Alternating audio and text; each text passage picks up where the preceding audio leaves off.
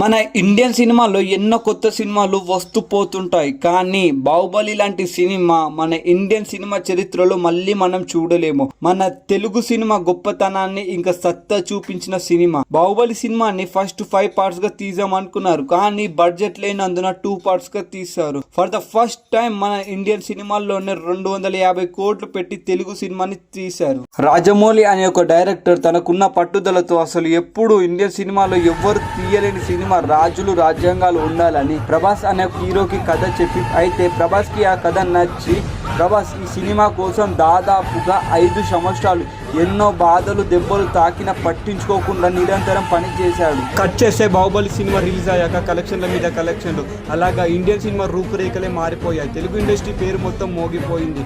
బాహుబలి సినిమా ఇండియన్ సినిమా హిస్టరీలోనే ఫస్ట్ సినిమా 1500 కోట్లు కలెక్షన్ చేసింది. బాహుబలి టోటల్ గా 1900 కోట్లు కలెక్షన్ చేసి ఆల్ టైమ్ బ్లాక్ బస్టర్ గా నిలిచింది.